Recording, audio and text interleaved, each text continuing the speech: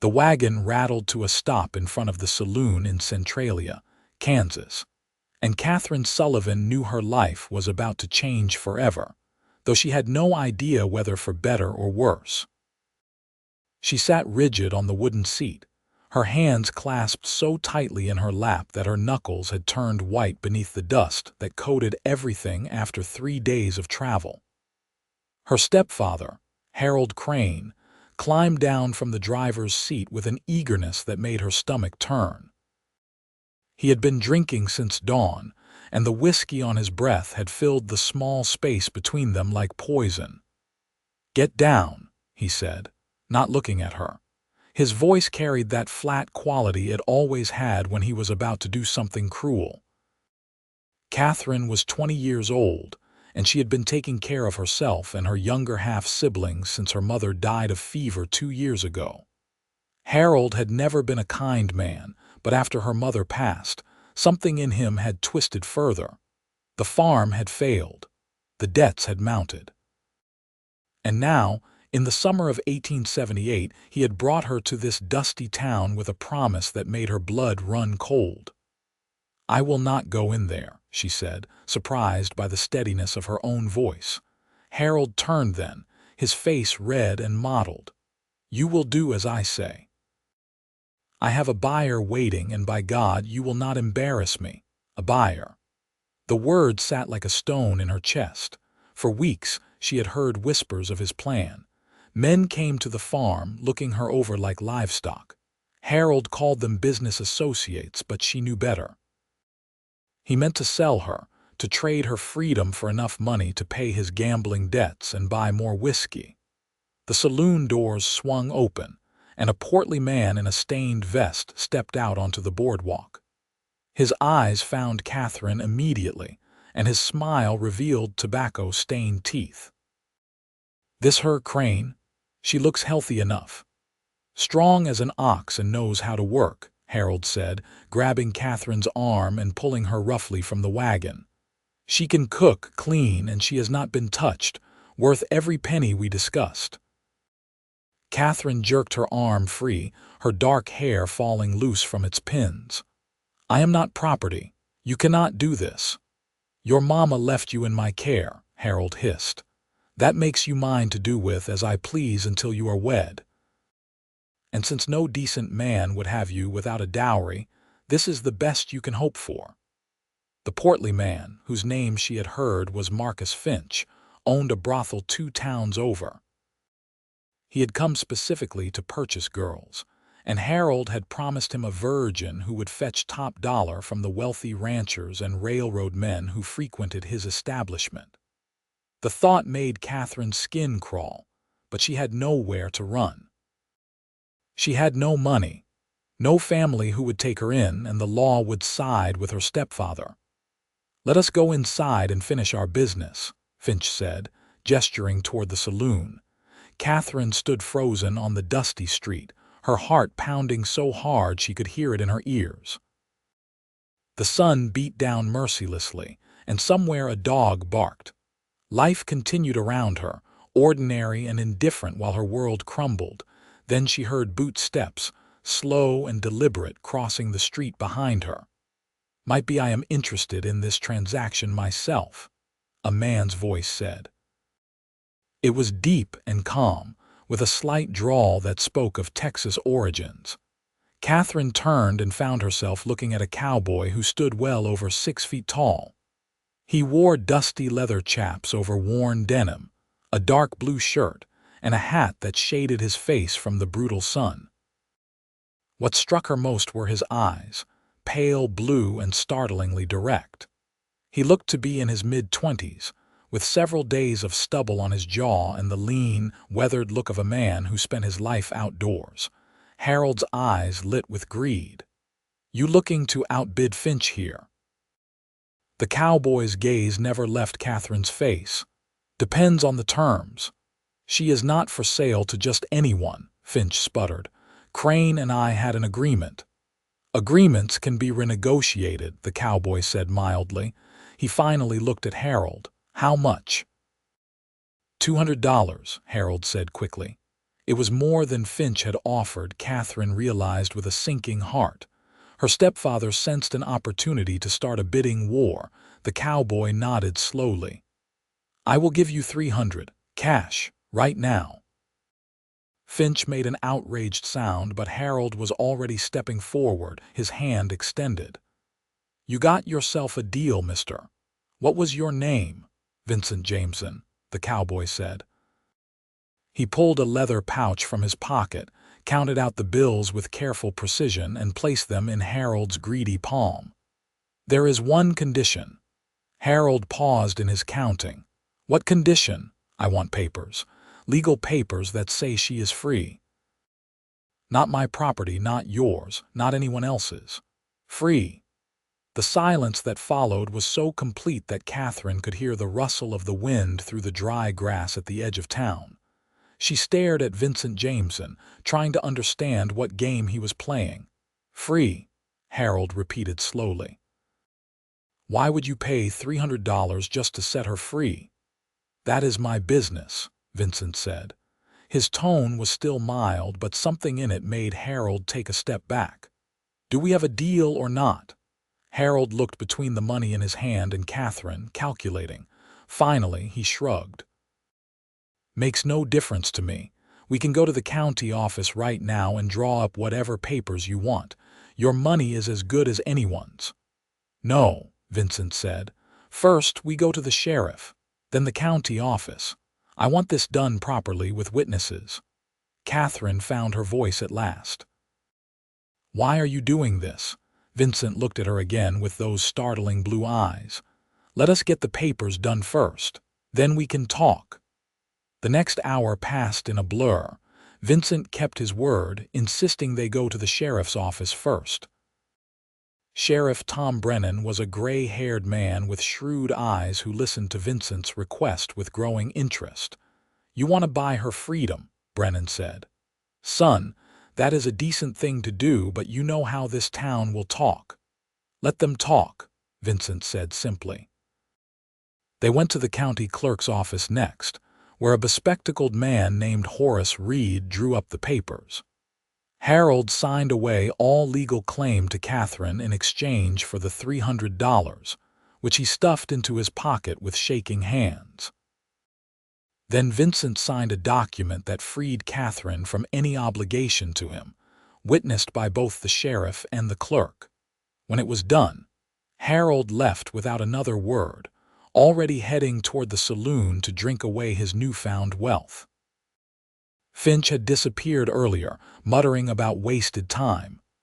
Katherine stood in the clerk's office, holding the paper that declared her a free woman, and felt tears burn her eyes. "Thank you," she whispered, looking at Vincent. "I do not understand why you did this, but thank you." Vincent tilted his hat back slightly. "You hungry?" The question was so unexpected that Katherine laughed, a sound that bordered on hysteria. "I have not eaten since yesterday morning." "Come on, then. There is a decent restaurant down the street. We can talk there." The restaurant was a small, clean establishment run by a German couple. Vincent ordered steak and potatoes for both of them, and coffee strong enough to strip paint. Katherine sat across from him in the wooden booth, acutely aware of how she must look after days of travel, her dress dusty and her hair a tangled mess. "You should know I have no way to repay you," she said, once the waitress had brought their coffee. "I have no money, no skills beyond farm work and housekeeping." Vincent took a sip of his coffee before answering. "I am not asking for repayment." "Then why?" He was quiet for a long moment, his fingers wrapped around the thick ceramic mug. When he spoke, his voice was low. 5 years ago, my sister found herself in a similar situation. Our father died, left her in the care of our uncle. Uncle sold her to pay his debts. I was working a cattle drive up in Montana when it happened. By the time I got home and found out she was gone, took me 2 years to track her down. Katherine's throat tightened. "Did you find her?" "I found where she had been," Vincent said quietly. "She died of fever in a brothel in Dodge City. She was 17 years old. The words hung in the air between them. Katherine reached across the table without thinking and placed her hand over his. "I am so sorry." Vincent looked at her hand, small and dirt-stained against his own sun-darkened skin. "I made myself a promise after I buried her. If I ever had the chance to save someone else from that fate, I would. Today, I had that chance." Their food arrived and they ate in silence for a while. The steak was better than anything Katherine had tasted in months, and she had to force herself to eat slowly. Vincent seemed lost in his own thoughts, but it was not an uncomfortable silence. "What will you do now?" he asked finally. Katherine set down her fork. "I have been asking myself that same question. I have nowhere to go. The farm is Harold's, and even if it was not, it failed. My half-siblings were sent to live with Harold's sister in Missouri last month. I have no other family." "Can you ride a horse?" The question surprised her. "Yes, we had horses on the farm. I am not an expert, but I can manage." Vincent nodded thoughtfully. "I have a ranch about 15 miles north of here. It is not much, just a small operation I have been building for the past year. I run cattle and break horses. I was planning to hire some help anyway." He paused, meeting her eyes. "The job is yours if you want it. You would have your own quarters, separate from the main house. Wages are $30 a month plus room and board." Katherine stared at him. "You just paid $300 to free me. Now you are offering me a job. You said yourself you need to make a living. I need help. Seems like a practical arrangement." "People will talk," Katherine said, echoing the sheriff's words. "People always talk," Vincent replied. "But the offer is genuine, no strings attached. You work for me, you get paid. That is all. You are free to leave whenever you want." Katherine looked down at her plate, her mind racing.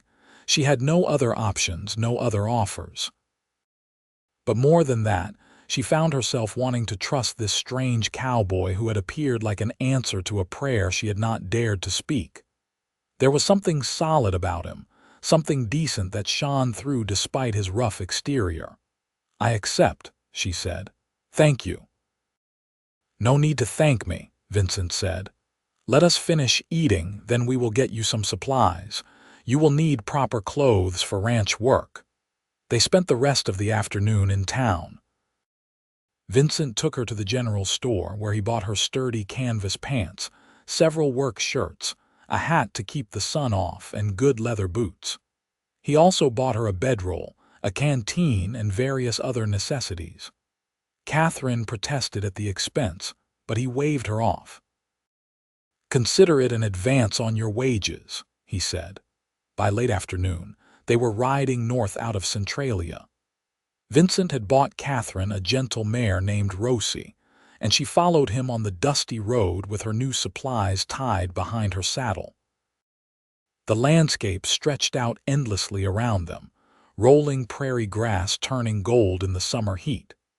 The sky was vast and cloudless, the kind of big sky that made you feel both small and infinite at the same time. Vincent's ranch appeared as the sun was beginning to lower in the west. It was modest, as he had said, but well maintained.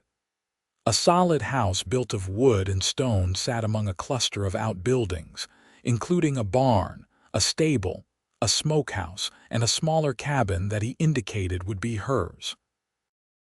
A creek ran through the property, lined with cottonwood trees that provided blessed shade. Cattle grazed in the distance, and she could see several horses in a fenced pasture near the barn. "It is beautiful," Katherine said, and she meant it. Vincent looked pleased. "I worked as a ranch hand for 10 years, saving every penny. Bought this land 2 years ago and have been building it up since. It is not a big operation, but it is mine." He showed her to the cabin, which was small but clean, with a real bed, a stove, a table, and a chair. Someone had recently whitewashed the walls, and gingham curtains hung at the single window. There was even a shelf with a few books. "The former owner left those," Vincent said, nodding at the books. You are welcome to them." Katherine set down her things, overwhelmed by the simple kindness of it all. "This is more than I expected." "Get yourself settled," Vincent said. "There is a pump outside for water. I will be up at the main house if you need anything. Tomorrow, I will show you around properly and we can discuss the work." After he left, Katherine sat on the edge of the bed and let herself cry. They were tears of relief, exhaustion, grief, and something else she could not quite name. For the first time in 2 years, since her mother had died and left her at Harold's mercy, she felt safe. She washed as best she could with the cold pump water and changed into one of the clean shirts Vincent had bought her. The canvas pants felt strange after years of skirts, but practical. She braided her dark hair to keep it out of her face and looked at herself in the small mirror that hung on the wall. She looked different, she thought. Still tired, still dusty, but there was something in her eyes that had not been there before. Hope, maybe. That night, she made a simple meal on the small stove and ate while reading one of the books, a collection of poems by Walt Whitman. She fell asleep as soon as she lay down, and for the first time in months, she did not have nightmares. The next morning, Katherine woke to the sound of roosters crowing and the low lowing of cattle. The sun was just beginning to rise, painting the sky in shades of pink and gold. She dressed quickly and walked up to the main house, where she found Vincent already up, making coffee over the kitchen stove. "Morning," he said. "Coffee, please." They drank their coffee on the porch, watching the sun come up. Vincent pointed out the various parts of the ranch, explaining what needed to be done. There were 30 head of cattle that needed tending, plus 6 horses he was training to sell. The vegetable garden needed weeding, and there were repairs to be done on the barn roof before winter came. It was a lot of work for 2 people, but Katherine had never been afraid of hard work. "I should tell you," Vincent said. "I had a hand working here until about a month ago. Good man named Pete. He left to get married, moved back east with his bride. It has just been me since then, and I have been falling behind." "I will do my best," Katherine said. Vincent looked at her with those direct blue eyes. "I believe you will." The days fell into a rhythm. Katherine woke at dawn and worked until dark, learning the routines of the ranch. She discovered she had a knack for working with the horses, and Vincent began teaching her his techniques for breaking and training them. He was a patient teacher, never condescending, always willing to explain and demonstrate. In turn, Katherine took over the cooking and the garden, tasks that came naturally to her from years of running her mother's household. They talked while they worked, sharing stories of their pasts. Katherine learned that Vincent had grown up on a ranch in East Texas, that he had been working since he was 12 years old, that he had traveled as far north as Wyoming and as far west as California on various cattle drives.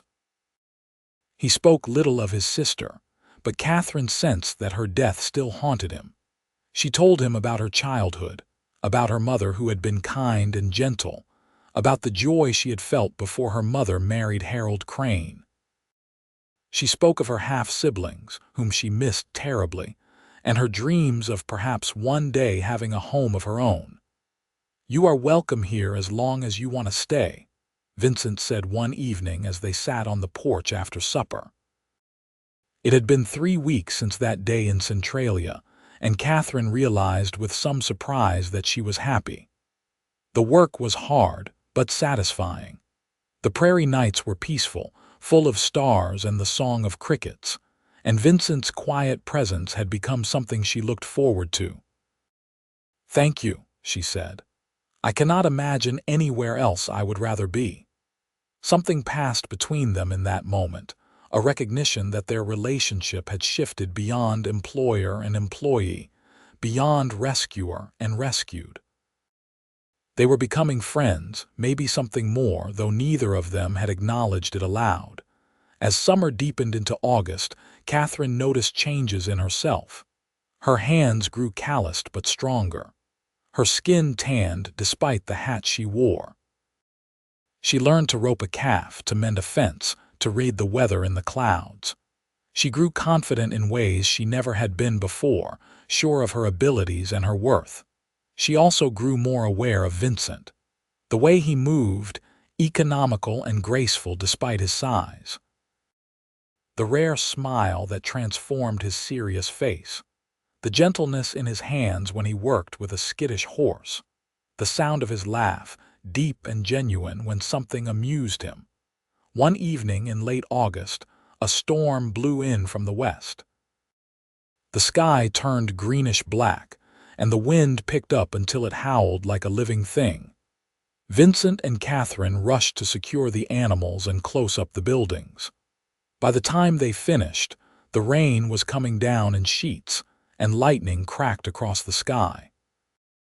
They ran for the main house, arriving soaked through. Vincent built up the fire while Katherine stripped off her wet outer shirt and hung it near the stove. She was down to her chemise and the thin cotton pants, and she was suddenly acutely aware of how improper the situation was. "I should go back to the cabin," she said, wrapping her arms around herself. "Not in this storm," Vincent said firmly. He disappeared into his bedroom and came back with a blanket which he wrapped around her shoulders. "You will stay here until it passes." The storm raged for hours. They sat by the fire, drinking hot coffee and listening to the thunder roll across the prairie. At some point, Katherine dozed off, exhausted from the day's work and the adrenaline of the storm. When she woke, she found her head resting on Vincent's shoulder, his arm around her to keep the blanket in place. She started to pull away, but he tightened his hold slightly. "Wait," he said softly. Katherine looked up at him, her heart suddenly pounding. In the firelight, his face was all planes and shadows, his eyes dark and intense. "Katherine," he said, and her name on his lips sent a shiver through her that had nothing to do with the cold. "I need to tell you something." "What is it?" "When I saw you that day in Centralia, standing there looking so brave and so scared at the same time, I told myself I was helping you because of my sister, because of the promise I made. And that was true, but it was not the whole truth." "What was the whole truth?" she whispered. "The whole truth is that I looked at you and saw someone I wanted to know. Someone I wanted to protect, yes, but also someone I wanted to spend time with, to talk to learn from." He paused, his jaw working. "These past weeks, working with you, getting to know you, it has been the best time I have had since I can remember. And I think maybe you might feel the same way." Katherine's breath caught. "I do," she admitted. "But Vincent, you saved me. You gave me freedom.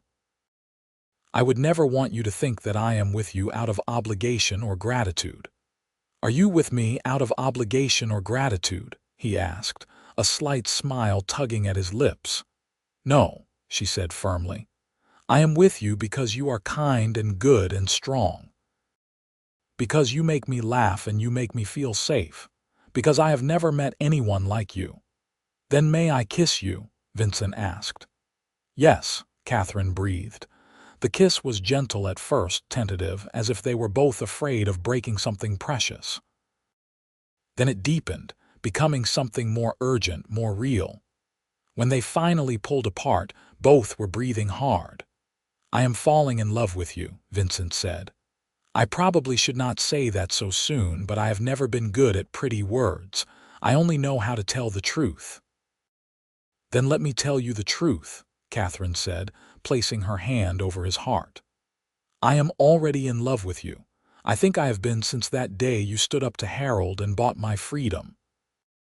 They sat by the fire for a long time, holding each other, talking in low voices about the future they might build together. The storm passed, but Katherine did not go back to her cabin that night.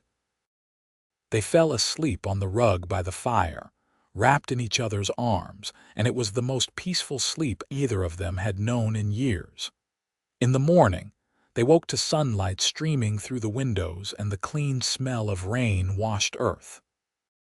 Vincent made breakfast while Katherine tidied up, and they moved around each other with an easy comfort that felt like it had been there all along, just waiting to be acknowledged. "What do we do now?" Katherine asked as they sat down to eat. "What do you want to do?" Vincent countered. Katherine thought about it. "I want to stay here with you. I want to keep working on this ranch. I want to build something real and lasting." "Marriage," Vincent said carefully, "because I will not press you if you are not ready. After what you have been through, I understand if you want to take things slow." Katherine reached across the table and took his hand. "I want to marry you, not because I feel obligated, not because I have nowhere else to go. I want to marry you because I love you and I cannot imagine my life without you in it."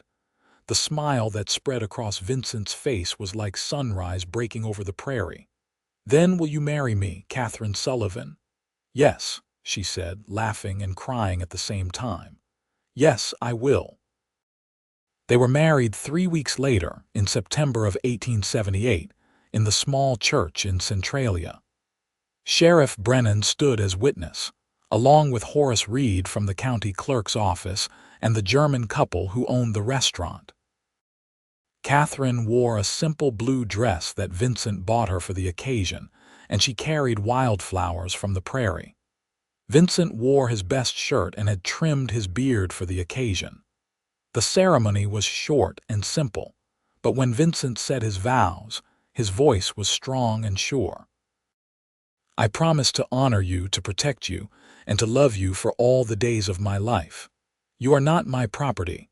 You are my equal, my partner, my heart." Katherine's vows were equally simple. "I promise to stand by your side, to work with you, to laugh with you and cry with you. You gave me freedom, and I freely choose to spend my life with you." When they kissed as husband and wife, the small congregation applauded. They celebrated with a dinner at the restaurant, and Sheriff Brennan gave a toast about love finding a way even in the harshest places. That night, they returned to the ranch as Mr. and Mrs. Jameson. Katherine moved her few belongings into the main house, and they made love for the first time with tenderness and passion, discovering each other with wonder and joy. The years that followed were not always easy, but they were good. They built the ranch together, expanding the herd and Vincent's reputation as a horse trainer. Katherine proved to have a head for business, and she began keeping the books and negotiating sales. They became known throughout the county as a hard-working couple who treated each other with respect and affection. In the spring of 1880, Katherine discovered she was pregnant. She told Vincent one evening as they sat on the porch watching the sunset, and he picked her up and spun her around despite her protests, his face alight with joy. "A baby," he kept saying. "We are going to have a baby." Their son was born in December, right as the first snow fell. They named him James Robert Jameson, and he was strong and healthy, with his father's blue eyes and his mother's dark hair. Vincent was a devoted father, often carrying the baby around in a sling while he worked, talking to him about horses and cattle and the land. Katherine sometimes thought about that day in Centralia, when she had stood in the dusty street believing her life was over. She thought about Harold Crane, who had drunk himself to death less than a year after selling her, dying alone in a boarding house. She thought about Marcus Finch, whose brothel had been shut down by federal marshals for various crimes. And she thought about Vincent's sister, whose suffering had led to Katherine's salvation. "I wish I could have met her," Katherine told Vincent one night as they lay in bed, their son asleep in his cradle nearby. "I wish I could thank her." "She would have liked you," Vincent said, pulling Katherine closer. "She would have been happy knowing that something good came from what happened to her." In 1882, they had a daughter, whom they named Grace Ann. She was a wild child from the start, always climbing things and getting into mischief. In 1884, Another son came, Michael Thomas, who was quiet and thoughtful.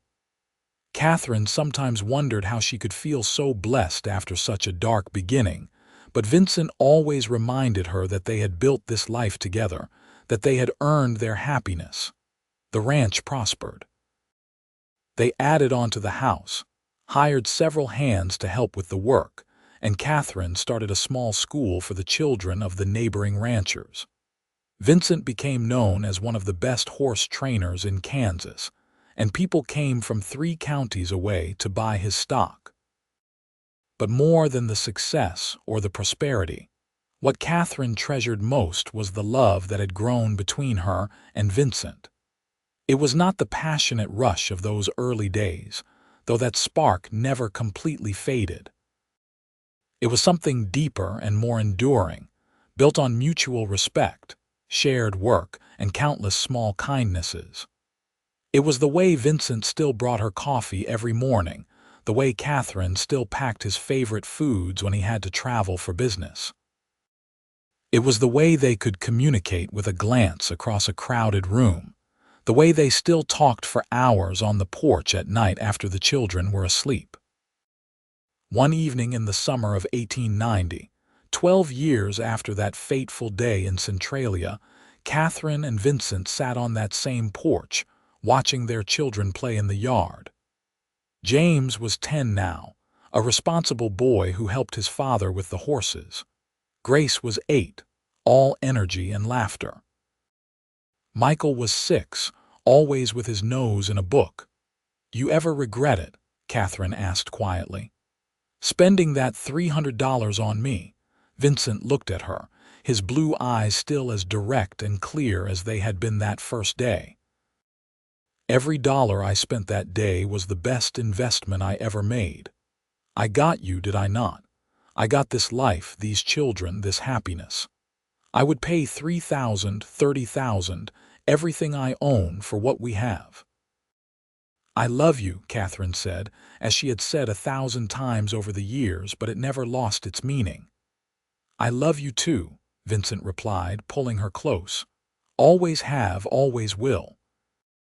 As the sun set over the Kansas prairie, painting the sky in shades of gold and crimson, Katherine reflected on the strange path that had led her here.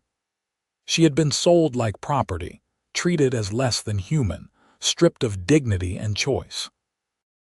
But in the darkest moment, when hope seemed impossible, a cowboy with kind eyes had stepped forward and given her something no one else ever had: freedom.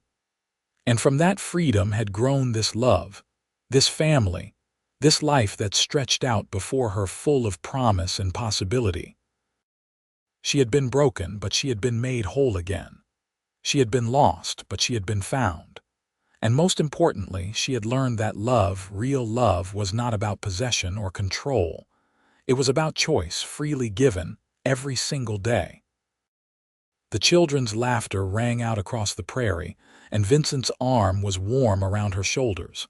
Somewhere in the distance, cattle lowed peacefully. The creek babbled over its stones, eternal and unchanging, and Katherine felt a contentment so deep and pure that it brought tears to her eyes. In 1895, Katherine and Vincent celebrated their 17th wedding anniversary. Their children were growing up strong and capable. James was 15 and already an expert horseman, helping his father train the most difficult animals. Grace was 13 and had inherited her mother's business sense, keeping meticulous records of the ranch's accounts. Michael was 11 and dreamed of becoming a lawyer, devouring every book he could get his hands on. That same year, they received an unexpected visitor. A young woman arrived at the ranch, thin and frightened, having heard stories about the Jamesons and their willingness to help those in need. She had escaped from a man who had bought her, fleeing in the night with nothing but the clothes on her back. Katherine and Vincent took her in without hesitation, giving her shelter, safety, and eventually a job on the ranch. They helped her get the legal papers she needed to prove her freedom. And when Katherine saw the look of gratitude and hope in the young woman's eyes, she understood that their story was not just about their own salvation. It was about passing that grace forward, about creating a world where freedom and dignity were not commodities to be bought and sold, but inherent rights to be protected and cherished. As the 19th century drew to a close, the Jameson Ranch stood as a testament to what could be built from the ashes of injustice. It was a place of hard work and honest dealing, of laughter and love, of second chances and new beginnings. Neighbors knew that if they were in trouble, they could turn to Vincent and Katherine Jameson for help. Former ranch hands spoke of them with respect and affection, and their children grew up understanding that strength was not just about physical prowess, but about moral courage and compassion. In the winter of 1900, as the new century dawned, Katherine turned 42 and Vincent turned 47. They were no longer young, their bodies marked by years of hard labor, but their love had only deepened with time. On New Year's Eve, they stood together on their porch, watching fireworks that someone had set off in the distance to celebrate the new century. 22 years, Katherine said, leaning against Vincent. 22 years since you walked across that street in Centralia and changed my life. We changed each other's lives, Vincent corrected gently. I was just drifting before I met you, building this ranch but not really knowing why. You gave me purpose, gave me a family, gave me a reason to build something that would last beyond my own lifetime. Their children came out to join them, grown now but still gathering close to their parents. James had recently married a local girl and was building his own house on the far edge of the property. Grace had suitors calling regularly, though she claimed she was in no hurry to marry. Michael was planning to attend law school in the East, the first in their family to pursue higher education. Tell us the story again, Grace said, as she had asked many times over the years. Tell us how you and Papa met. Katherine and Vincent exchanged a glance, and then Katherine began the tale. She never hid the truth from her children, never softened the harsh realities of what had happened. She told them about Harold Crane's cruelty, about standing in that dusty street feeling hopeless and afraid, about the moment Vincent had stepped forward and offered her salvation. But the real story, Katherine always finished, is not about that one day. It is about every day since. It is about choosing love over and over again. It is about building something together, brick by brick, day by day. That is the story I want you to remember. As midnight approached and the new century officially began, the Jameson family stood together, bound by love and shared history, and the knowledge that they had created something beautiful and true in a world that could often be harsh and unforgiving. The years continued to pass. James and his wife had children, making Katherine and Vincent grandparents. Grace eventually married a teacher from Centralia, a kind man who shared her passion for education. Michael became a lawyer specializing in women's rights and family law, inspired by his mother's story to fight for those who could not fight for themselves. Katherine and Vincent grew old together, their hair turning gray, their movements slower, but their devotion to each other never wavering. On summer evenings, they still sat on the porch, holding hands and watching the sunset. On winter nights, they still sat by the fire, reading aloud to each other and talking about the day's events. In the spring of 1915, Vincent fell ill. The doctor said it was his heart, worn out from decades of hard living and physical labor. Katherine nursed him tenderly, sitting by his bedside day and night. Their children and grandchildren came to visit, filling the house with love and noise and the continuity of family. On a warm May evening, with Katherine holding his hand and his children gathered around him, Vincent Jameson passed peacefully from this world. His last words were, I love you, Katherine. Thank you for choosing me." Katherine was 73 when she buried her husband on a hill overlooking the ranch, under a cottonwood tree he had planted their first year together. She grieved deeply, but she did not break. Vincent had given her strength and freedom, and she had built a life with those gifts. That life continued, even in his absence. She lived another 10 years, seeing her grandchildren grow and her children prosper.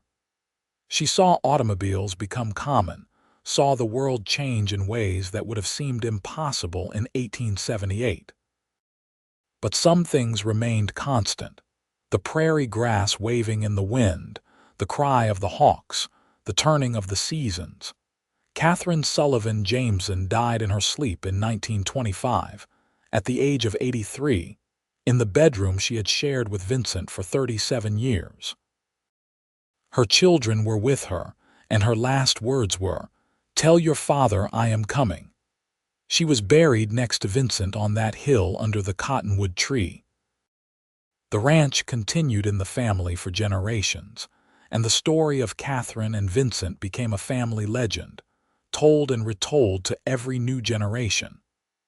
It was a story about injustice and salvation, about cruelty and kindness, about the transformative power of love given freely. But most of all, it was a story about freedom: how it was stolen, how it was restored, and how two people used that freedom to build something that outlasted them both. In a time and place where women were often treated as property, where might made right and the strong preyed on the weak, Katherine and Vincent had created an island of dignity and respect. They had proven that love was not about ownership, but about partnership, not about control, but about choice. And that story, that truth, that testament to the power of human decency and compassion, lived on long after they were gone. It lived in the values they passed to their children, in the ranch they built together, in the lives they touched and the people they helped. It lived in every sunset over the Kansas prairie, every child born to their descendants, every act of kindness extended from one person to another. The story of Katherine and Vincent Jameson was not just their story. It was a story for everyone who had ever been powerless and found strength, who had ever been lost and found home, who had ever believed that love could conquer even the darkest circumstances. It was a story that said no matter how bad things seemed, there was always hope. There was always the possibility of redemption.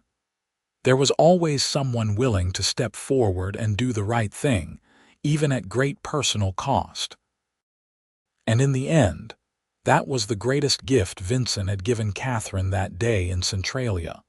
Not just freedom from bondage, but the freedom to believe that the world could be good, that people could be kind, that love could triumph. That was the gift they had given each other every day of their marriage, and the gift they passed on to everyone they touched. Their graves on the hill became a place of pilgrimage for family members and others who heard their story.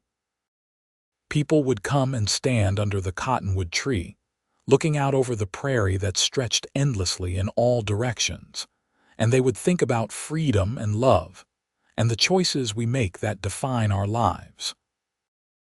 And if the wind blew just right on certain summer evenings, people said you could almost hear it: the sound of laughter from the house, the nicker of horses in the pasture, the contented murmur of two voices talking on the porch as the sun went down. The ranch, the land, the very air seemed to remember the love that had been lived there, and to hold it close like a precious treasure. The Jameson Ranch stood for more than 100 years, passing through 4 generations before finally being sold in the 1970s. But even then, the new owners could feel something special about the place. They preserved the original house, kept the cottonwood tree on the hill, and whenever they told people about the property, they would share the story of Katherine and Vincent. In this way, the love that began in a dusty street in Centralia, Kansas, in the summer of 1878, rippled outward through time and space, touching lives that Vincent and Katherine could never have imagined. Their story became part of the fabric of the community, a reminder of what was possible when courage met compassion, when justice prevailed over greed, when love proved stronger than the darkness. And though the world continued to change, though the Wild West became tame and the frontier became settled, though technology transformed everything from travel to communication, the essential truths of Katherine and Vincent's story remained constant. Love mattered. Freedom mattered. Treating people with dignity and respect mattered. And sometimes, at the darkest moment, when all hope seemed lost, a hero would appear, not dressed in shining armor but in dusty leather chaps, and they would do the right thing simply because it was right. That was the legacy of Katherine Sullivan and Vincent Jameson, and it endured.